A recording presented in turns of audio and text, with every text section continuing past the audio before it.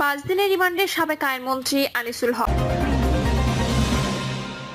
জানাবো ভিন্নমত প্রকাশকে নিরাপত্তা হুমকি, দেখতে হাসিনা সরকার। এদিকে আশুলিয়ায় গ্যাস লিকেজ থেকে বিস্ফোরণে দেয়াল ধস, দগ্ধ 5।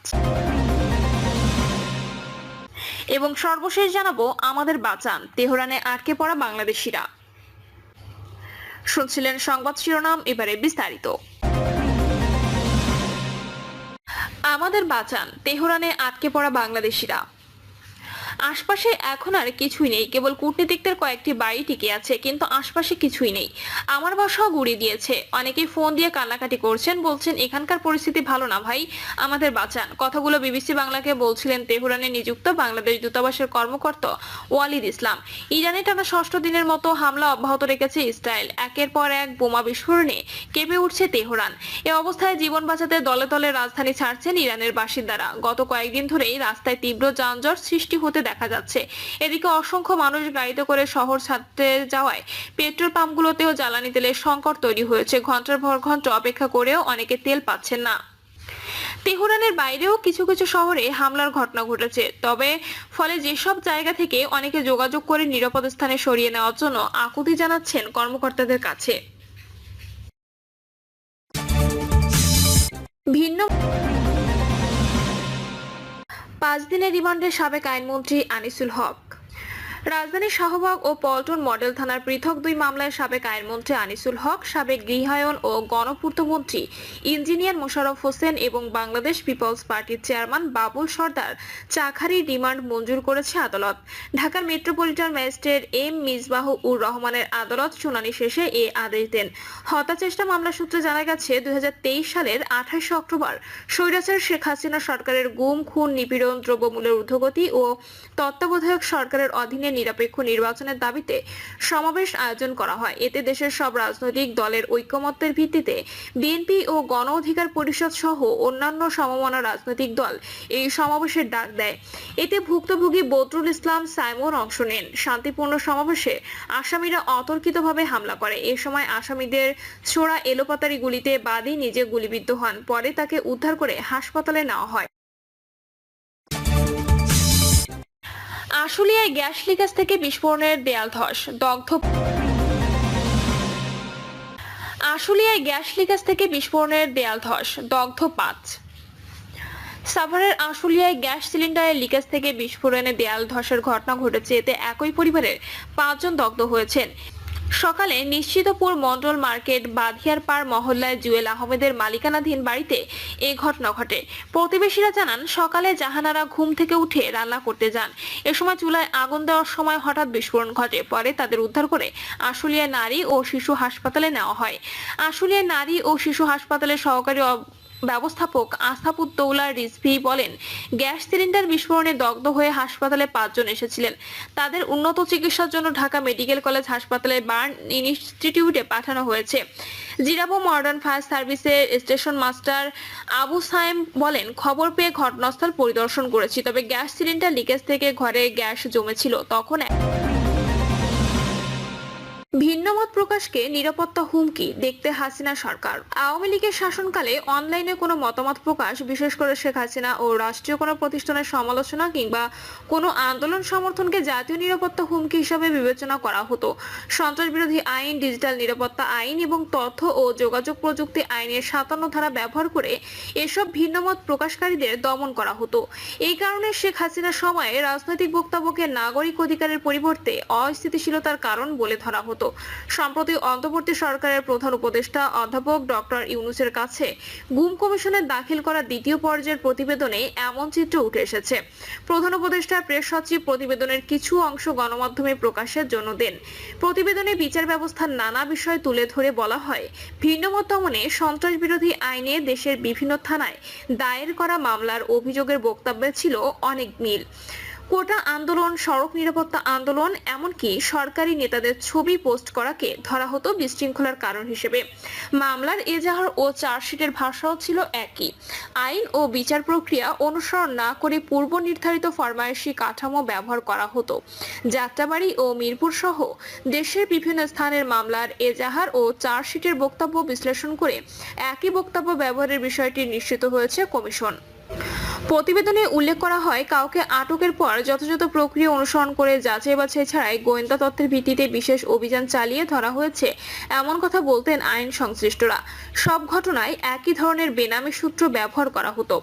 আইনের এমন ব্যবহারে দেশের জবাবদিহিতাহীন পুলিশিং স্বাভাবিক হয়ে ওঠে। ওইসব অভিযোগের বক্তব্য এমন ছিল, সন্দেহভাজনরা আইন প্রয়োগকারী সংস্থার উপস্থিতি টের পেয়ে পালিয়ে যাওয়ার সময় তাদের গ্রেপ্তার করা হয়। এই পালানোর চেষ্টা ধরনের বক্তব্য বহু মামলায় দেখা যায়। এর মাধ্যমে ওয়ারেন্ট ছাড়া গ্রেপ্তারকে বৈধতা দেওয়া হয়। ফলে অভিযোগের সুনির্দিষ্ট প্রমাণ ছাড়াই যেই কারো বিরুদ্ধে পুলিশি পদক্ষেপ যথাযথ পদ্ধতি হিসাবে স্বীকৃত হয়ে ওঠে। প্রতিবেদনে আরো বলা হয়, কাউকে আটকের পর সন্ত্রাসবাদের অভিযোগে তাৎক্ষণিক স্বীকারোক্তি আদায় করা হতো। বেশিরভাগ ঘটনায় পুলিশের লিখিত অভিযোগ এমন ছিল যে গ্রেপ্তারের পর প্রাথমিক জিজ্ঞাসাবাদে সন্দেহভাজনরা নিষিদ্ধ জঙ্গি গোষ্ঠীর সঙ্গে সম্পৃক্ততার কথা স্বীকার করে। মূলত এ ধরনের তাৎক্ষণিক স্বীকারোক্তি আইন সিদ্ধ নয়, এমনকি জিজ্ঞাসাবাদের আইনি নিয়মেরও পরিপন্থী। প্রতিবেদনে বলা হয়, ভিন্নমত দমনকারীদের আটকের পর জব্দ তালিকায় এবং চার্জশিটে ধর্মীয় বিভিন্ন পুস্তক ও নথিপত্রকে জঙ্গিবাদী সাহিত্য কিংবা সন্ত্রাসী কর্মকাণ্ডের চূড়ান্ত প্রমাণ হিসেবে দেখানো হতো। আইন শৃঙ্খলা বাহিনীর পক্ষ থেকে সবসময় দাবি করা হতো, গ্রেপ্তারের সময় ডজন ডজন জিহাদি সংশ্লিষ্ট নথিপত্র উদ্ধার করা হয়েছে। একটি ব্যাগ বা ড্রয়ারে সেগুলোকে রেখে জিহাদি পুস্তক ও নথিপত্র এমন টেমপ্লেট ব্যবহার করে গণমাধ্যমের সামনে হাজির করা হতো। জব্দ পুস্তকের তালিকা বিশ্লেষণে দেখা গেছে, মূলত ধর্মীয় সাহিত্যকে জঙ্গিবাদ হিসেবে দেখানো হয়েছে। প্রতিবেদনে কমিশন উল্লেখ করে, দেশের কোথাও নতুন মামলা হলেও একই ধরনের স্ক্রিপ্ট ব্যবহার করা হতো।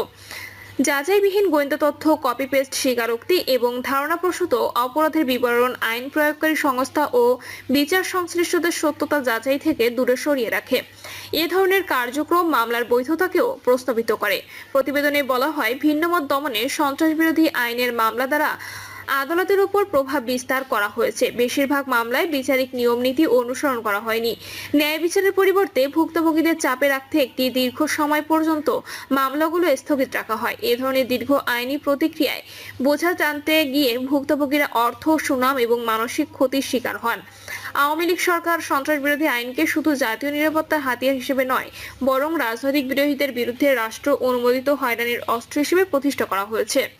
প্রতিবেদনে বলা হয়, কোনো মামলা পরিচালনায় ভুক্তভোগীর 7 লাখ টাকার মতো খরচ হয়েছে, যা ওই পরিবারের বার্ষিক আয়ের দ্বিগুণ। অর্থাৎ বেশিরভাগ পরিবার আইনি খরচ চালাতে গিয়ে 2 বছরের বেশি সময়ের আয় ব্যয় করেছেন। অনেকে ন্যায় বিচার পাওয়ার জন্য আরো বেশি খরচ করেছে, যা প্রায় 5 বা 6 বছরের আয়ের সমান। এর ফলে নিম্ন ও মধ্যম আয়ের পরিবারগুলো অনেক দুর্বল হয়ে পড়েছে।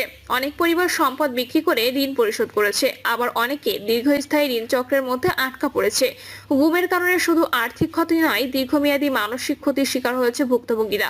15 থেকে 16 বছর বয়সী এক কিশোরের বড় ধরনের মানসিক সমস্যা তৈরির বিষয়টি দেখেছেন কমিশন। এই তরুণকে নির্যাতনের পর তার কাছে প্রতিক্রিয়া জানতে চাওয়া হতো। কমিশন সুপারিশে বিচারকদের জন্য বিচারকার্য পরিচালনায় আপিল বিভাগের স্বতঃসিদ্ধ নিয়ম আমলে নেওয়ার কথা বলেছেন। এর ফলে দেশে মানবাধিকার পরিস্থিতির উন্নতি হবে এবং আইনের শাসন প্রতিষ্ঠার সহজ পথ হবে। তখন বিচারকরা কোনো ধরনের ভয় ও পক্ষপাতিত্ব ছাড়াই সব ধরনের নাগরিকদের উপর ন্যায় বিচার নিশ্চিত করতে পারবেন। প্রতিবেদনে বলা হয়, আইনের শাসনের জন্য নাগরিকদের মৌলিক অধিকার সুরক্ষা প্রয়োজন। যখনই কেউ আইনের কথা বলে, তাকে মৌলিক মানবাধিকার এবং মানবিক মর্যাদা নিশ্চিত করতে হবে। এর মাধ্যমে স্বাধীন বিচার বিভাগ বাস্তবায়ন নিশ্চিত হবে। বিচারকের প্রতি জনগণের আস্থার প্রসঙ্গে বলা হয়, এটা নির্ভর করে বিচারক কতটা ন্যায় বিচারের মান রক্ষা করে সততা ও দক্ষতার সঙ্গে বিচার কার্যক্রম পরিচালনা করেন। একজন বিচারকের উচিত প্রধানমন্ত্রী বা রাস্তার বিক্রেতা প্রত্যেকের মামলা সমানভাবে বিচার করা। বিচারকরা কেবল আইনের বিচারক নন, তারা আশার রক্ষকও। তাদের হাতে সামাজিক ভাঙন সারিয়ে তোলার এবং একটি প্রজন্মকে অনুপ্রাণিত করার ক্ষমতা। কমিশন প্রতিবেদনে উল্লেখ করে, বর্তমানে বাংলাদেশের সত্য ও জবাবদিহিতার ক্ষেত্রে একটি বড় বাধা হলো বলপূর্বক অন্তর্ধানের বিষয়টি নিয়ে অস্বীকারের স্বীকৃতি। আওয়ামী লীগ ধারাবাহিকভাবে গুম তথা বলপূর্বক অন্তর্ধানের পদ্ধতিগত অনুশীলনের অস্তিত্ব অস্বীকার করে এসেছে। 2024 সালের 5ই আগস্ট ক্ষমতা পরিবর্তনের পরেও একই ধরনের অস্বীকারের রীতি চলছে। মূলত অনেক অপরাধী ক্ষমতায় অধিষ্ঠিত থাকায় গুম সংশ্লিষ্ট প্রমাণ ধ্বংস, প্রাতিষ্ঠানিক অসহযোগিতা, সম্ভাব্য সাক্ষীদের ভয় দেখানো এবং ভয়ের পরিবেশ তৈরি হয়েছে। যখন ভুক্তভোগীরা এগিয়ে আসেন তখন তাদের প্রকাশ্যে ও গোপনে হুমকি দেওয়া হয়।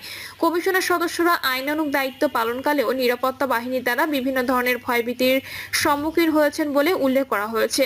প্রতিবেদনে আরো বলা হয়, বাংলাদেশের বিচার ব্যবস্থার সামনে এখন গুরুত্বপূর্ণ চ্যালেঞ্জ হলো হাজার হাজার বানোয়াট সন্ত্রাস বিরোধী আইনের মামলা নিষ্পত্তি করা। কেননা এই মামলার অনেকে ইতোমধ্যে বিচারে আটক ও নির্যাতনের শিকার হয়েছে। বিশেষজ্ঞ, ঊর্ধ্বতন ও পুলিশ, সামরিক, গোয়েন্দা কর্মকর্তাদের সঙ্গে কমিশন আলাপকালে একটি বিষয় স্পষ্ট হয় যে, সন্ত্রাসবাদ দমনের উপায় হিসেবে সামরিকীকরণের পরিবর্তে প্রতিরোধ ও পুনর্বাসনেরও উপর জোর দেওয়া দরকার। প্রিয় দর্শক, এই ছিল এখনকার সর্বশেষ সংবাদ আপডেট। সব সংবাদ পেতে চ্যানেলটি সাবস্ক্রাইব করে বেল আইকনটি ক্লিক করে রাখুন।